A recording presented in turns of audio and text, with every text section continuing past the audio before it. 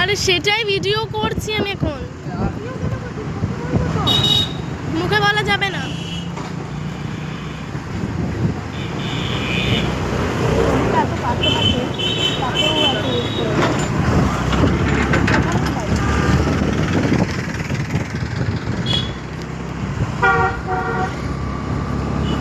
এরাই দেখ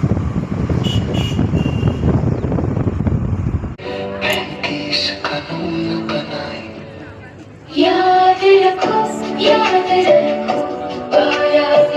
किसी याद रखो न्याय समानता आजादी संविधान हमें इंसान बनाए।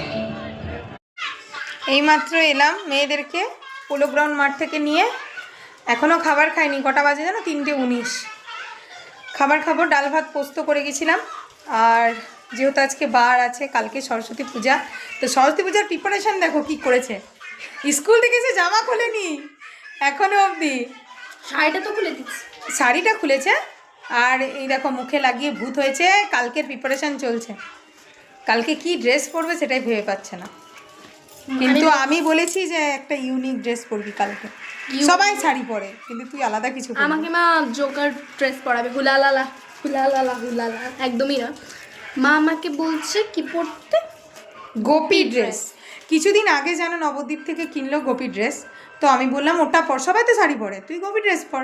না আমি সুন্দর লাগবে। কুর্তি, না কুর্তি কেউ পরে না। না না না আমি কুর্তি পরবো।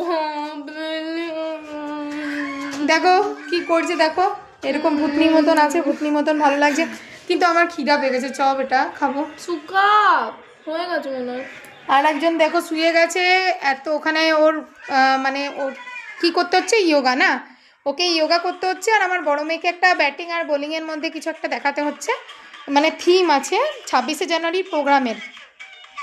তো ওই প্রোগ্রামের থিমে এরা দুজন করছে। আর এর হয়ে গেছে কোমরে খুব ব্যথা ইয়োগা করে, তো মানে কোনো রকমভাবে মানে মাসেল পেন হয়েছে কোমরে। এই দেখো শুয়ে গেছে, ড্রেসও খোলেনি এখনও। ড্রেসটা